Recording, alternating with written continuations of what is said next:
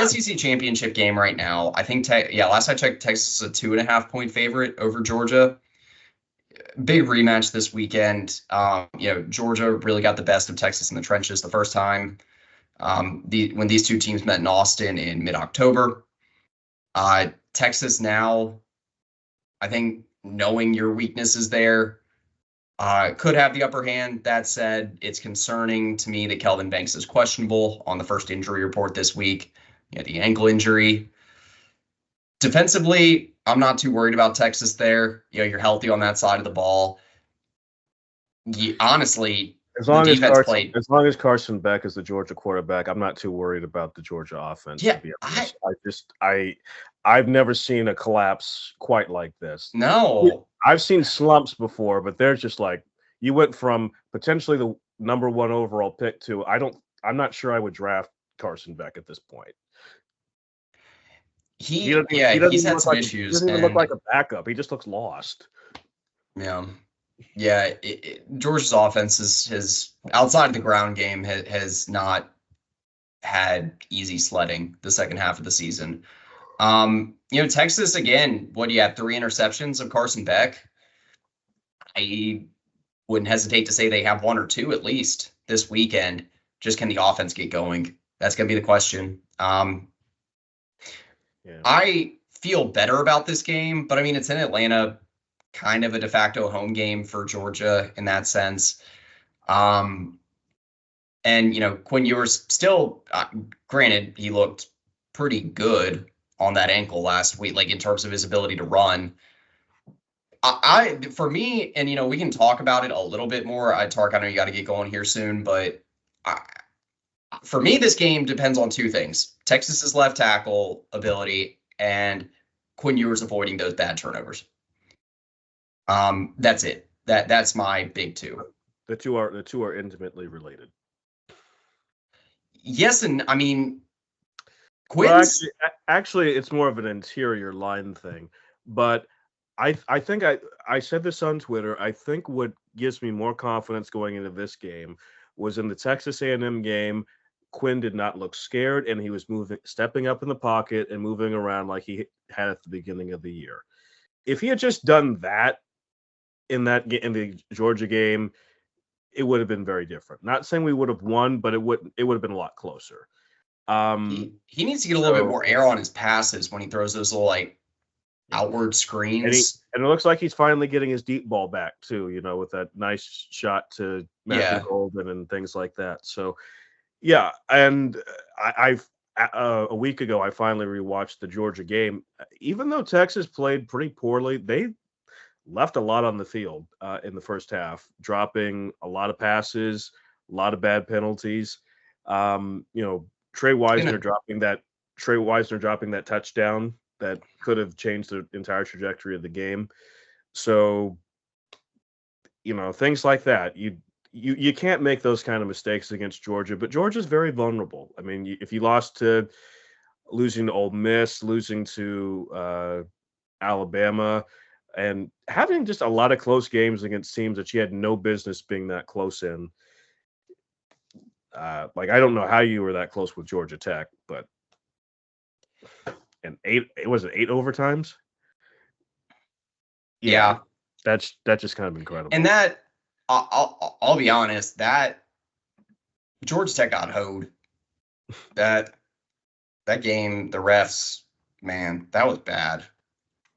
I don't know. Anyway, I don't like to be one that just complains about the refs only, but in a game that close, that definitely made a difference, I think.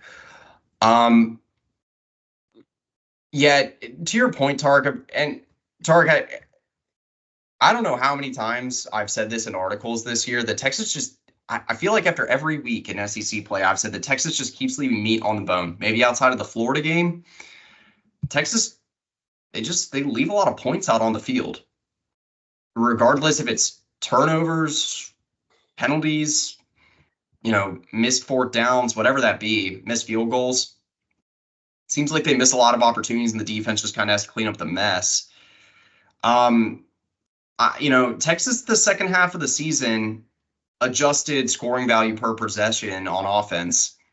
They ranked 56th in the FBS. First half of the season, they were in the top 10, actually top 5.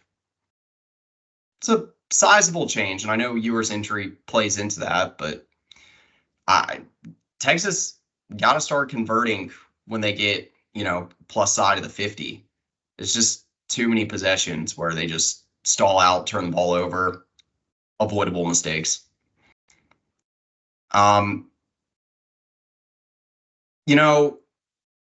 My only other thing for this game, I keep coming back to this idea that, teams might not want to play in the conference title game anymore, especially if they have 2 losses. Do y'all give credence to that? We could have a whole other video talking about this, but I think because the conferences are so big now and things like that, you should probably just within the conferences, you should just have divisions and just division champs, kind of like you do in the NFL. And then kind of go that way. I think that I don't think with 12 games in the bigger playoff, I don't think you need a conference championship game. Yeah, I agree with that. I think the big 2 conferences will always be protected. Like you'll never have a scenario where a team from the Big Ten or the SEC is in the 12-team playoff going into conference championship weekend and lose and get dropped out. Like I don't think that will happen. There's too much money involved there with the big conferences. Obviously, we could see that with the ACC and SMU this weekend, but the big 2 conferences, no way. And so that's why, regardless of what happens, even if Georgia loses on Saturday, I still think they're going to host and probably be a 7 seed. I don't think they're going to get punished for a loss unless someone really gets clobbered either way. So, I see it. I think I don't think we're gonna see the 12-team playoff for many more years, just because of what's happening with the buys. Because Andrew, like you bring it up, there's the argument: is the 5 or 6 seed better than getting a bye? I can see both ways, and then it's an argument of are you really going to give teams that end up 11, 12, 13 in the rankings? Well, now they're the 3 and the 4 seed. How much sense does that make? So I don't think this current format is going to last more than even one more. It might last through 2026, but I think there could be some change as soon as this offseason. In regard to Texas' chances, I was way more juiced for last weekend's game. I think Texas has already cemented themselves in the playoff going into Kyle Field, but obviously I'd love to win the SEC, but I just think that, looking at the potential path, if Texas is a 5 or 6 or I mean, if you get to 7, then I don't think that's as advantageous, but I think 5 or 6 is just as good as 1 or 2. So obviously I'm going to be, I think, once 3:00 rolls around on Saturday, probably have a different take on that in regard to how I'm feeling. But, right now, just not as much juice as there typically would be for an SEC championship. So that's just my personal sentiment on it. I think that you get punished a little bit for being the 1 seed because you probably face the 2nd or 3rd best team. Yeah, I think that's how it broke this year. They need to do it like in the NFL where they reseeded after those games, but. Yeah. And it would be interesting to let the higher seed pick who they want to play. I know. Oh, that would be cool. Discuss that in other sports as well. The top 2 seeds do get to pick their bowl game for the second round. Yeah, but that makes sense. We would be in the Sugar Bowl. Yes. So again, but I think you're going to have to beat hard teams regardless. I do think one side of the bracket, likely the way it's going to shape out, is going to be much tougher. So, you hope you end up on the side with Notre Dame and Penn State rather than Ohio State and Oregon and Georgia. I don't really want Notre Dame. You don't want Notre Dame? I'd probably rather have Penn State. I'd rather have Penn State than Notre Dame. I don't know. This would be a different video. We could talk about matchups, but yeah. Okay. Just on the SEC championship game, I definitely think you really want to win that game and get this bye week, especially if Banks can't go to have that extra week. I think it'll be good for Quinn Ewers as well to have some more time off. As far as who you would like to play, I think you the real problem I have with the playoff is I don't understand why if you're a conference champ and you get a bye week, you don't get a home game. I think you should have that next round be home games as well, and then the final four you could go back to the playoff model. But frankly, the best way to do it would be all of the games are playoff games until the championship game, because I really don't understand this trying to like blend the BCS stuff into the playoff. It's like, okay, no, you're not doing that anymore. Just have a playoff. Yeah. That just won't happen because of money. But I agree with you, but it's all a money. Like that's one of those conversations where I think we're all in agreement there, but it just will never happen, unfortunately. Part of the problem too with the having too many home games is then you give a really big advantage to the northern schools, I think. Like, fair point. A January home game against, Penn State, or Penn State. I mean, what does that give them? Like a 10-point advantage, probably. That's steep, but I get what you're saying. I mean, Vegas usually handicaps by 7 points for top 25 games for major home field advantage. You consider that, you add in the fact that it's December, January in the playoff. I think it depends on the matchup, but that's what I'm saying. Like a Penn State or a Notre Dame in January. I don't know. That's a 7 or 10 point swing. I would not. I think that's way too high. I know it's just semantics, but yeah, I don't think Vegas gives 7 points for home field. I think it's like 3 to 4 typically. I think it depends. I mean, it all depends. But I mean, this is conversation that like we don't even need to have because it's everything about the playoff is money, and that's why you want to be in the SEC because you're going to get rewarded, as we're going to see Alabama get rewarded. So I don't really have a problem. That's what we signed up for. So. I'm going to call my shot on the Georgia game, Georgia-Texas SEC title game.